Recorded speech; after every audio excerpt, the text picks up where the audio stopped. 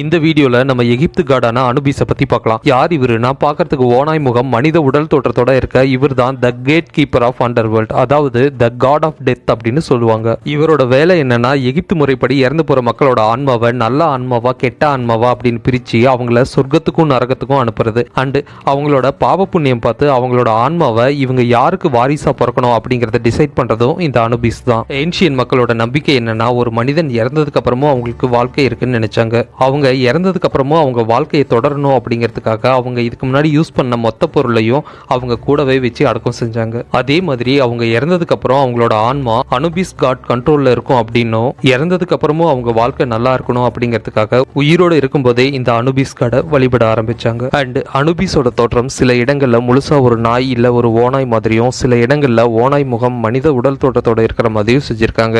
ஏன் இப்படி இருக்குன்னா, ஏன்ஷியன் மக்கள் பேசிக்காவே நாய்களையும் ஓனாய்களையும் தங்களோட காவல் விலங்கா நினைச்சிருக்காங்க. அதனால இந்த ஆன்மாக்களை காவல் காக்கிற கேட் கீப்பரையும் இந்த உருவத்தோடய வழிபட்டிருக்காங்க. அனுபிஸ் காட் வலது கையில ஒரு குச்சி மாதிரி வச்சிருப்பாரு. அது என்னன்னா, இறந்து போற ஒருத்தரோட உடலை பிரிசர்வேஷன் பண்றதுக்காக வச்சிருக்காரு. அண்ட் அந்த உடலை பிரிசர்வேஷன் பண்ணிட்டு அவங்க உடலை சுத்தி டிஷ்யூ பேப்பர் மாதிரி இருக்க அந்த துணியை பயன்படுத்தி அவங்க உடலை பதப்படுத்த இதை பயன்படுத்துறாருன்னு சொல்லப்படுது. அண்ட் இடது கையில ஆன்மாக்களை அடைச்சி வைக்கிற உலகத்தோட கேட் கீயும் வச்சிருக்காரு. அண்ட் அதுதான் அவரோட லோகோ அப்படின்னு சொல்லப்படுது. பேசிக்காவே ஓநாய்களோட நிறம் பிரவுன் ஆர் கிரே கலர்ல இருக்கும். பட் இந்த அனுபிஸோட கலர் பிளாக். இதுக்கான அர்த்தம் என்னன்னா, நைல் நதி கரையில இருக்க மண் கருப்பு கலர்ல இருக்கும். அந்த கருப்பு மண்ணுல விளையிற பயிர்கள் அங்கேயே வளர்ந்து அங்கேயே விதையாகி மறுபடியும் செடியா வளருமா. அதனால அந்த கருப்பு வண்ணத்தையே இந்த அனுபிஸ் கடவுளோட வண்ணமா வச்சிருக்காங்க அப்படின்னு சொல்றாங்க. அண்ட் இறந்து போறவங்களோட உடலை பிரிசர்வேஷன் பண்ணும்போது அவங்களோட எல்லா ஆர்கான்ஸையும் எடுத்து ஒரு ஜாடிக்குள்ள போட்டு வைப்பாங்களாம். ஆனா இதயத்தை மட்டும் அவங்க உடலோடய விட்டுருவாங்களாம். பிரிசர்வேஷன் செஞ்ச அந்த கல்லறையில அன்னைக்கு நைட் அனுபிஸ் வந்து அந்த இதயத்தை எடுத்து ஒரு தராசுல வைப்பாராம். அந்த தராசுல வச்ச இன்னொரு சைடு புனித பெண் தெய்வமான மாத் கடவுளோட 2 இறக வைப்பாராம். அந்த இதயம் இறக விட கனமா இருக்கா இல்ல லேசா இருக்கா அப்படின்னு பாப்பாராம். லேசா இருந்தா அவங்க நல்லவங்க அப்படின்னு அவங்கள சொர்க்கத்துக்கும், கனமா இருந்தா அவங்க கெட்டவங்க அப்படின்னு அவங்கள நரகத்துக்கும் அனுப்புவாராம். அப்படி அவங்க இதயத்தை வச்சு அவங்க நல்ல ஆன்மாவா கெட்ட ஆன்மாவா அப்படின்னு ஜட்ஜ்மெண்ட் கொடுப்பாராம். அதுல அவங்க கெட்ட ஆன்மாவா இருந்தா அவங்கள நரகத்திலேயே பூட்டி வச்சிருவாரு அப்படின்னும், நல்ல ஆன்மாவா இருந்தா அவங்கள மறுஜென்மத்துக்கு அனுப்பி வைப்பாரு அப்படின்னு சொல்றாங்க. அதனாலதான் அந்த உடலை பிரிசர்வேஷன் செய்யும் போது கூட பிரிசர்வேஷன் செய்யறவங்க அனுபிஸ் கடவுள் மாதிரியே மாஸ்க் போட்டுக்கிட்டு செய்வாங்களாம். அண்ட் அப்பவும் அனுபிஸ் கடவுள் அவங்க கூடவே இருப்பாங்க அப்படின்னு நம்புறாங்க. டோட்டலா சொல்லணும்னா இந்த அனுபிஸ் ஒரு மம்மிஃபிகேஷனுக்கான கடவுள். அதே மாதிரி லைஃப் ஆஃப் ஆஃப்டர் டெத்னு சொல்றாங்க. ஒருத்தர் இறந்ததுக்கு அப்புறம் தான் இவரோட ரோலே பிளே ஆகும் அப்படின்னு சொல்றாங்க. பட் அது மட்டும் கிடையாது. ஒருத்தர் பிறக்கிறதுக்கு முன்னாடியே இவரு தான் டிசைட் பண்றாரு அப்படின்னு எகிப்தியன் மெத்தடாலஜியில நம்பப்படுது. பட் இவரோட உண்மையான ஆரிஜின் என்னன்னா, 6000 வருஷங்களுக்கு முன்னாடி ஏன்ஷியன் மக்களுக்கு மம்மிஃபிகேஷனும் தெரியாது, பிரமிடுகளும் கிடையாது. அப்போ சாதாரண முறைப்படி தான் உடல்களை அடக்கம் செஞ்சுட்டு இருந்திருக்காங்க. பட் இவங்க உடல்களை அடக்கம் செஞ்ச இடத்துல இருக்க ஓநாய்கள் அங்க இருக்க உடல்களை தோண்டி எடுத்து சேதம் செய்ய ஆரம்பிச்சிருக்கு.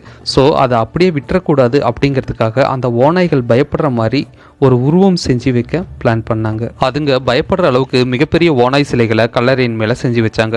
இவங்க எதிர்பார்த்த மாதிரியே அந்த ஓநாய்களும் பயப்பட ஆரம்பிச்சது. அதனால ஒவ்வொரு கல்லறை அமைக்கும் போதும் இந்த சிலைகளுக்கு முக்கியத்துவம் கொடுக்க ஆரம்பிச்சாங்க. எகிப்தியன் மக்களோட நாகரிகம் வளர வளர இந்த சிலையையும் மேம்படுத்த ஆரம்பிச்சாங்க. கல்லறைகள் பெருசு பெருசா கட்ட இந்த சிலையையும் மெருகேத்தி ஓநாய்க்கு மனித உடல் தோற்றத்தோட ஓநாய் கை கால்களையும் கொடுத்து சிற்பம் செஞ்சாங்க. அடுத்து ஓநாய் முகம் மனித உடல் தோற்றத்தோட இருக்க இந்த சிலைக்கு மனித கை கால்களையும் கொடுத்து சிற்பம் செஞ்சாங்க.